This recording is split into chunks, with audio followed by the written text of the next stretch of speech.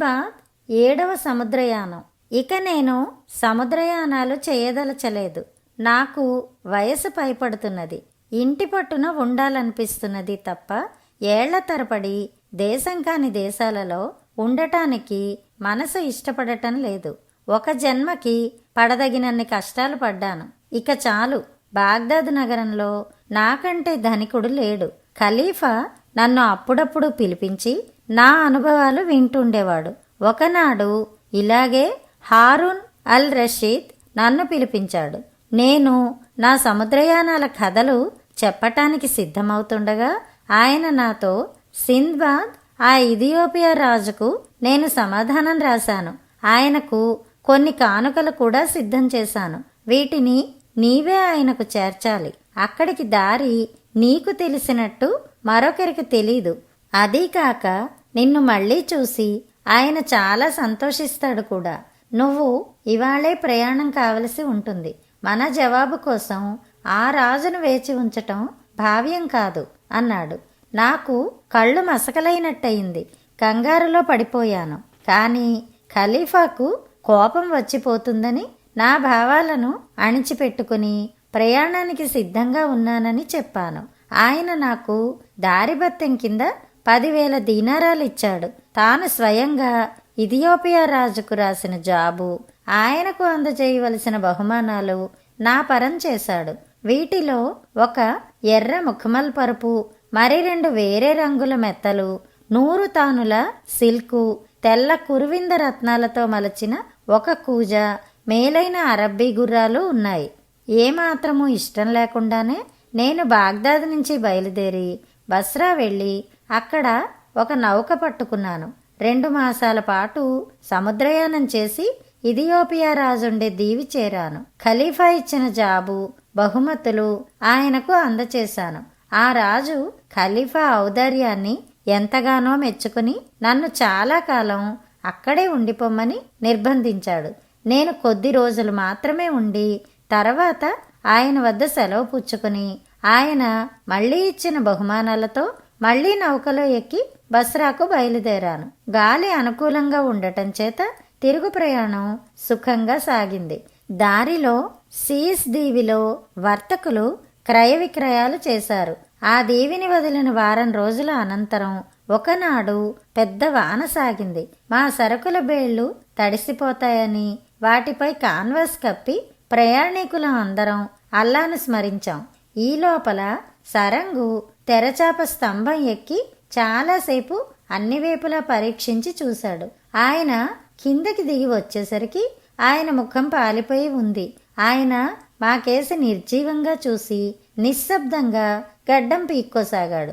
మేమంతా ఆయన దగ్గరకు పరిగెత్తి ఏమిటేమిటి అని అడిగాం. అల్లాను ప్రార్థించండి, మనని ఉద్ధరిస్తే ఆయనే ఉద్ధరించాలి, లేదా ఒక్క శోకం పెట్టి అప్పగింతలు చెప్పుకోండి. ఎందుకంటే మనం దోవ తప్పి ఇంతవరకు ఎవరూ రాని మారుమూల సముద్రంలో వచ్చి పడ్డాం అన్నాడు సరంగు. తర్వాత ఆయన తన సంచిలో నుంచి డబ్బీ తీసి పొడుము పీల్చి ఒక పుస్తకం తీసి అందులో చూసి, ఆహా, నేను అనుకున్నంత అయింది. ఆ కనిపించే తీరం చాలా ప్రమాదకరమైనది. ఆ తీరాన భయంకరమైన జంతువులు, ఘోర సర్పాలు ఉంటాయి. సముద్రంలో నౌకలను మింగజాలినంత పెద్ద తిమింగలాలుంటాయి. మీ అందరికీ ఉన్న విషయం చెప్పేశాను. ఇక సెలవు అన్నాడు. ఆయన ముగించాడో లేదో మా నౌక ఇంత ఎత్తు ఎగిరి మళ్లీ నీటి మీద పడింది. మా గుండెలు ఆగిపోయినట్టయింది. సముద్రం అంతా తెల్లుతున్నట్టు కనిపించింది. దీనికి కారణం 3 తిమింగలాలు. అవి కొండల్లాగా ఉన్నాయి. మా నౌకను తరుముతూ వస్తున్నాయి. వాటిలో కల్లా పెద్దది తన నోటిని కొండలోయలాగా తెరిచి మా నౌకను అందుకున్నది. నౌక దాని నోట పడేలోపుగా నేను సముద్రంలోకి గెంతేశాను. నేను నీటిలో పడిన మరుక్షణం ఆ తిమింగలం నౌకను మింగేసింది.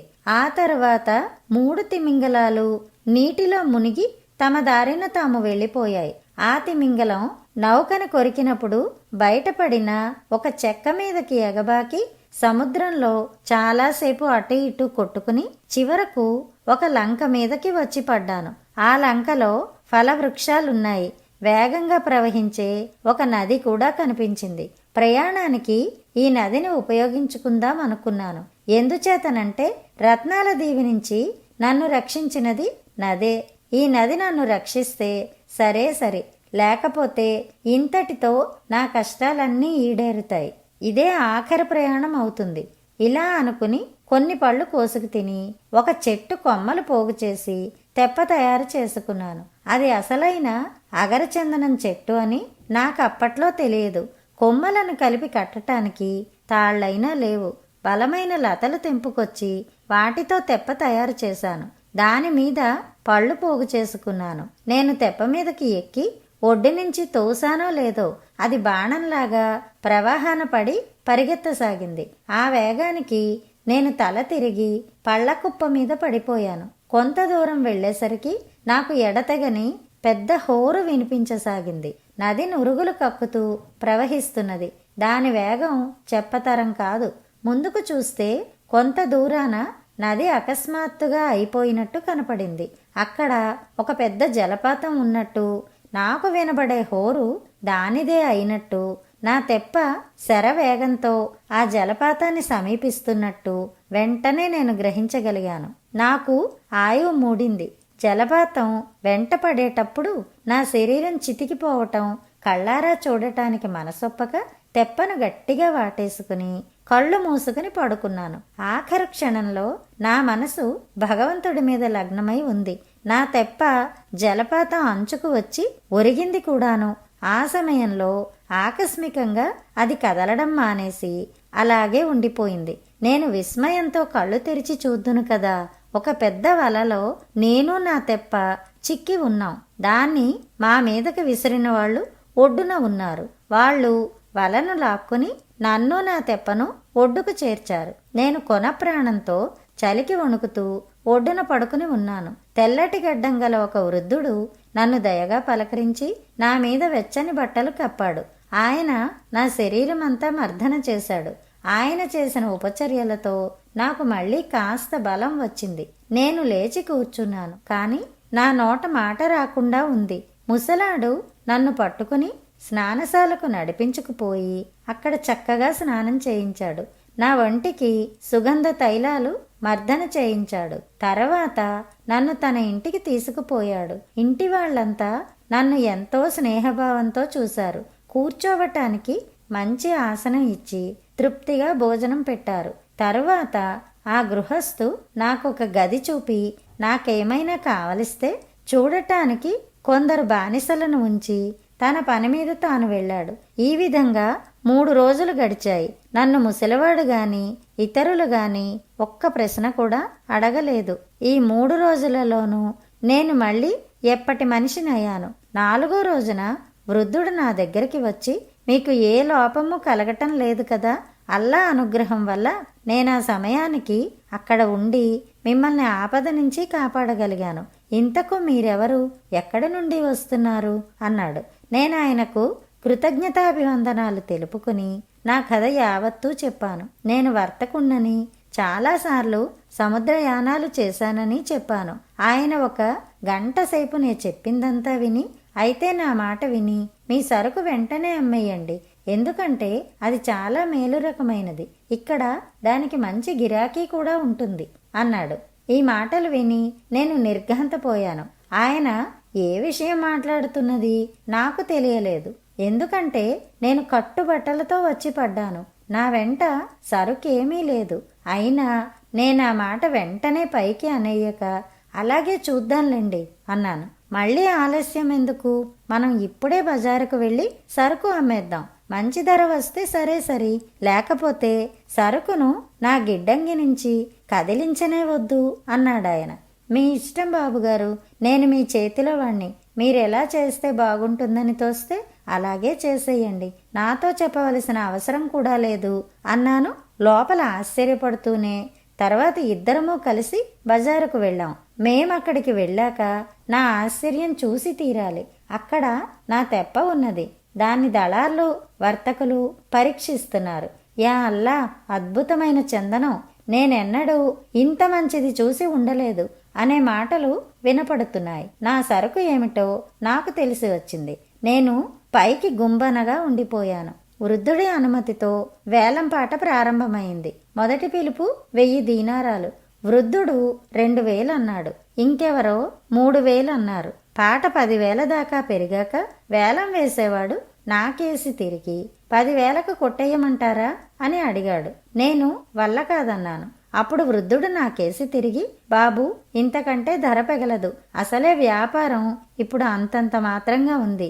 కావాలంటే మరొక 100 చేసి నేనే సరుకు తీసుకుంటాను అన్నాడు. బాబుగారు, మీరే తీసుకునేట్టుంటే తప్పక తీసుకోండి, నే కాదంటానా అన్నాను. వృద్ధుడు నా తెప్పను తన బానిసల చేత గిడ్డంగికి పంపేశాడు. మేమిద్దరము ఇంటికి వచ్చేశాం.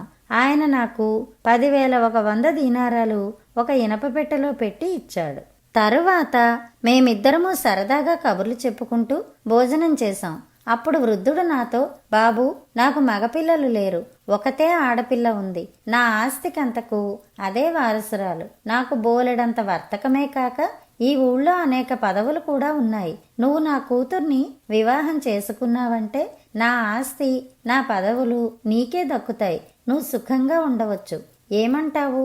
నా కూతుర్ని పెళ్ళాడి ఇక్కడే ఉండిపోవటం సమ్మతమేనా అని అడిగాడు. నేను తల వంచి ఏమీ జవాబు చెప్పలేదు. పోనీ కనీసం నా జీవితాంతం వరకునైనా ఇక్కడే ఉండిపో. ఆ తర్వాత నీ భార్యతో సహా మీ దేశం వెళ్ళిపోదువు గాని అన్నాడు వృద్ధుడు. బాబుగారు, మీ మాట ఎలా కాదనేది అని జవాబిచ్చాను. వృద్ధుడు వెంటనే ఖాదీని పిలిపించి సాక్షుల సమక్షాన నాకు తన కుమార్తెకు వివాహం చేసేశాడు. గొప్ప విందు జరిగింది. అప్పుడే నేను నా భార్యను మొదటిసారి చూశాను.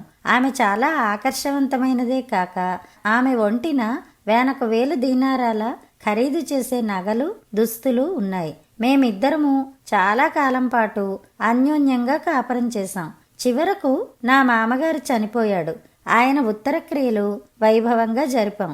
ఆయన ఆస్తి, బానిసలు నాకు సంక్రమించారు. నగరంలో ఉండే వర్తకులంతా నా మామగారి స్థానంలో నన్నే తమ పెద్దను గావించారు. అందుచేత నేను అక్కడి ఆచార నియమాలను మరింత శ్రద్ధగా పాటించవలసి వచ్చింది.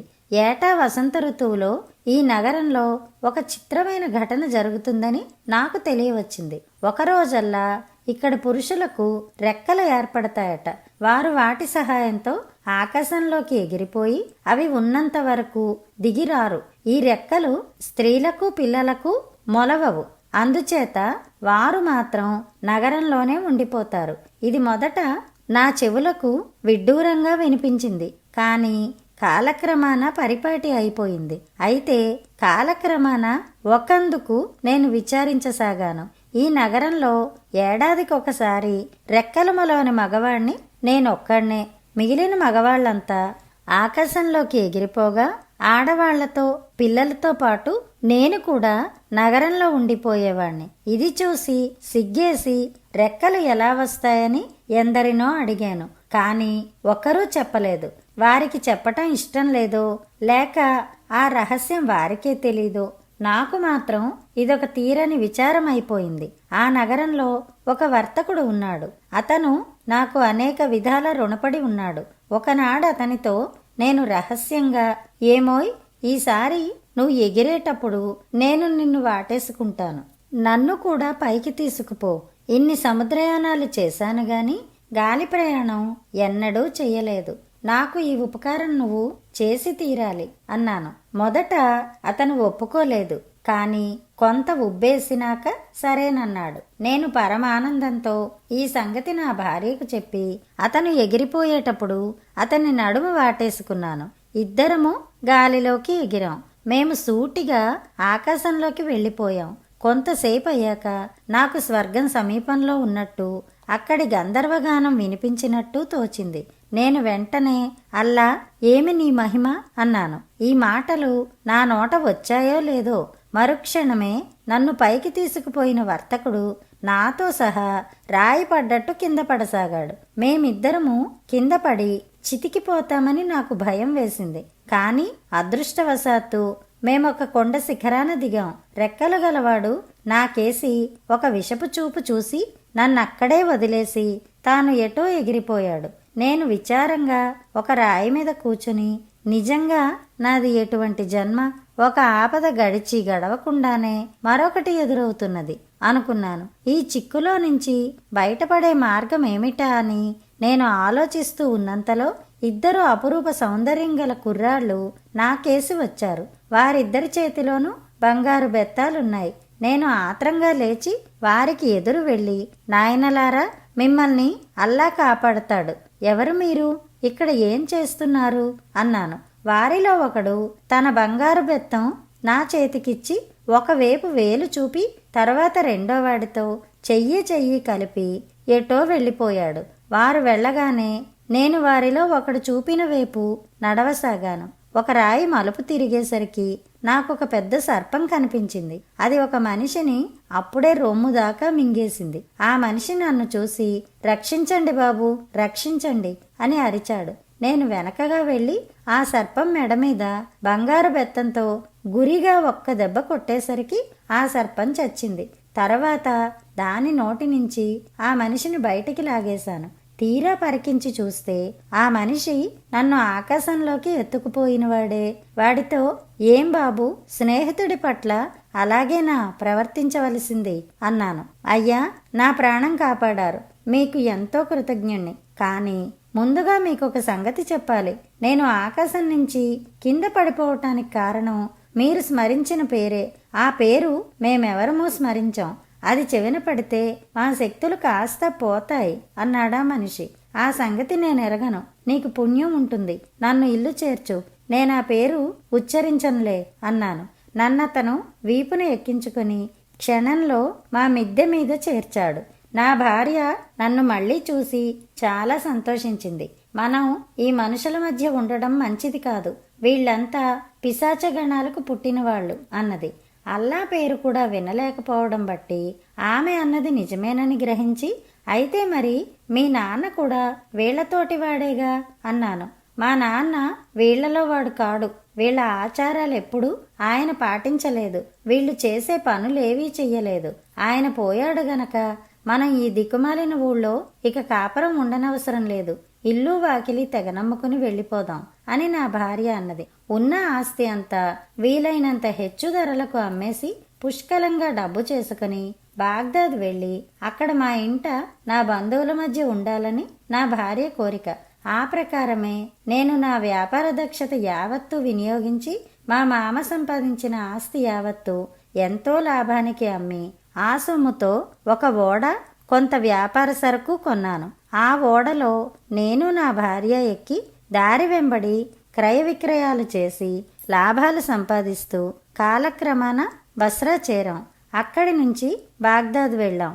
నేను నా భార్యతో సహా మా ఇంటికి వెళ్ళాను. మమ్మల్ని చూసి అందరూ ఎంతో ఆనందించారు. నేను నా వ్యవహారాలన్నీ సరిచూసుకుని నా వెంట తెచ్చిన సరుకులు దుకాణాలలో పెట్టించి బంధుమిత్రులందరి మధ్య కూర్చుని నా ప్రయాణం విషయాలన్నీ చెప్పాను. ఇక ఎన్నడూ బాగ్దాద్ విడిచి దూరదేశాలకు పోనని వాళ్ల ఎదుట ప్రమాణం కూడా చేశాను. ఆ ప్రమాణాన్ని ఈనాటి వరకు తప్పలేదు. ఉపసంహారం. సింద్బాద్ నావికుడు తన కథ ముగించాక కొంతసేపు ఎవరూ మాట్లాడలేదు. అతను మూటలు మోసే సింద్బాద్ వైపు తిరిగి, నాయనా, ఈ ధనం సంపాదించటానికి నేనెన్ని అగజాట్లు పడ్డానో చూసావా? మూటలు మోస్తూ జీవితం గడిపిన నువ్వు నాకంటే భద్రంగా బతకలేదా? నిజం చెప్పు, నువ్వు పేదవాడివిగా ఉండిపోయావని, నేను అపార ధనవంతుడినయానని ఒప్పుకుంటాను. కానీ భగవంతుడు మనం చేసిన ప్రయత్నాలను బట్టే మనకు ఫలితాలిచ్చాడు అన్నాడు. బరువులు మోసేవాడు సింద్బాద్కు ప్రణామం చేసి, అయ్యా, నేను అజ్ఞానంలో పాడిన ఆ పదాలను పట్టించుకోకండి అన్నాడు. నావికుడు సింద్బాదు నెల రోజుల పాటు తన అతిథులకు విందులు చేసి అనంతరం బరువులు మోసేవాణ్ణి తన కొలువులో చేర్చుకున్నాడు. వారు జీవితాంతం వరకు మిత్రులుగా ఉండి సుఖంగా జీవించారు. కథ కంచికి, మనం ఇంటికి.